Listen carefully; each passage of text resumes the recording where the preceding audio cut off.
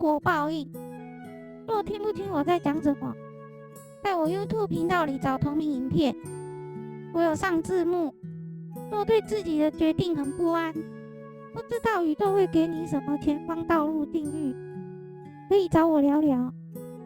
我可以帮你们分析他的做事方式，让你对自己选择的道路更清楚明白。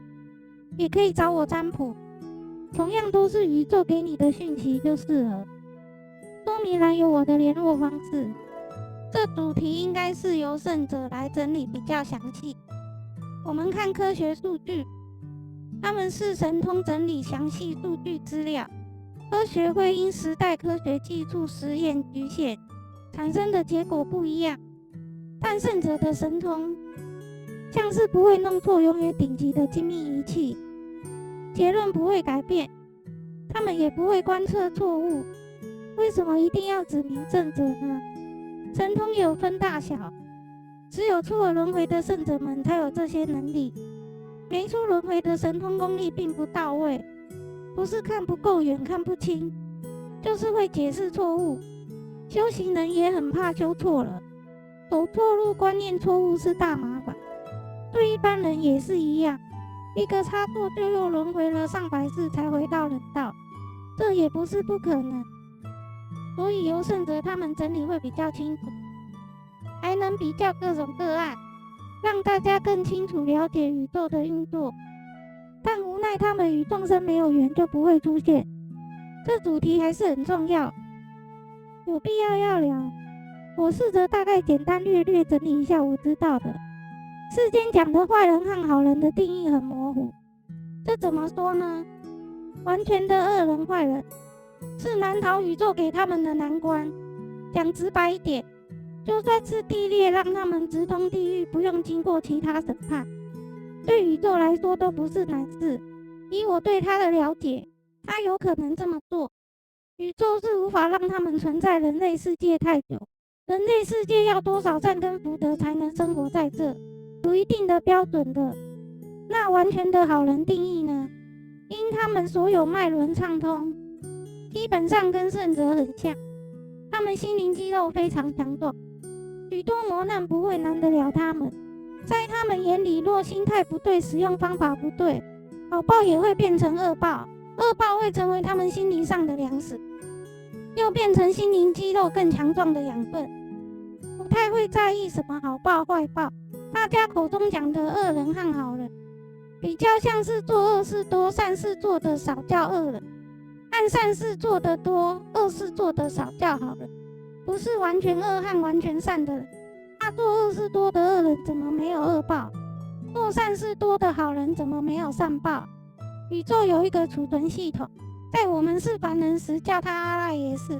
我想在其他星球有佛教的中隐思想，用这个词和发音较广为流传，所以我若提到它，大多称它阿赖耶识，以方便有缘之人在其他世界也能快速再听到它的名字。你做好事和坏事，它都会存档，不管多细微的善恶，它都会存。平常你遇到的困难、难关、伤心之事、喜事、开心之事，全都是从这边提取变现出来。它会变换各种事件环境，让你体悟。历经几十百千万世的经历，你由这些经历产生的感悟、想法、价值观，再变成下一次你遇见的人、事物、环境。生生不息，很难停止。每个人都经历恩师的考验磨难，有着不一样的功德福报和业。业有分善业和恶业，什么时候好和坏报应来了，由宇宙和你自己决定。宇宙能决定你的什么呢？你又能决定什么？福报开花结果的时间是什么时候？举些例子，你累积得出轮回的功德种子，不太可能短短几世实现。这个阿赖耶识的出轮回种子，是跟你其他做凡人累积的财库、聪明才华和身体强健寿命种子又不太一样，可能要累积上万世才能开花结果。根性力悟性极高的人，可以缩短这流程时间。功德种子是这样，其他种子也是。想要有偶像剧的男女主角条件的男女朋友，可能要修几十世的爱情和金钱课题。不想要有不健康的身体，但恶习改不过来，可能一世就累积大量坏的习惯，种子一下子就开花了。下一世出生时得到了不健康的身体，你心里明明不想要的啊，但宇宙马上下一世就给你了。不知道有没有人觉得这个宇宙系统莫名其妙的耶？一下子开花结果快，一下子又很慢。有一句话叫强者先迁，种子力量强的先受报，弱的就是较晚。弱得多或能量越强，显化越快。每一次死亡时都会有一个比较大的结算，但是不是死亡前那一世做的好事坏事，全都会算在下一世结果，不是全部都是哦。有些种子注定比较晚开花结果，但也有很多是算在下一世。比如说对前世父母不太好，财富是不够多，是无法生在有钱又教养很好、充满爱的家庭。爱的课题和金钱课题做不好，很难出生在这种家庭。做个总结，大家口中很讨厌的坏人，能让你那么讨厌的，你又拿对方没办法，几乎都是故事很多的人。天魔波群和他们的魔子魔孙这些例子，他们能到处破坏修道人的功德，这种做了很多极大的恶事，暂时没有恶报，就知道他们的福报有多么大。但凡间的恶多善少的人，因为不太可能有他们这等福报，光是能度过宇宙给他们许多逆境，他们可能就很难承受。若他们没有觉悟继续做坏事，也只是等待福报消耗尽，跌入深渊罢了。一跌就是跌了上万年、上亿年的大有人在。若恶事少、善事多的好人也是相同道理。若福报做得不够多，也无法马上开花结果，无法跟你结算成果。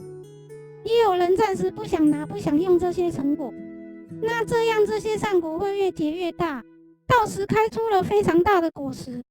总之，宇宙想要拿出你过往做过的成果累积，时间是不一定的。目前没看到成果也不用灰心，方法对，你选的道路对，这些只是时间问题而已。它在小结算有时可以跟天象合在一起看。最近要注意什么，或者有什么好运，通常占星或其他算天象的命理工具能看到。觉知力、观察力高一点的人，可以对应自己的做善事、做恶事的果报。报应快则立刻显现，1-2天内就会出现。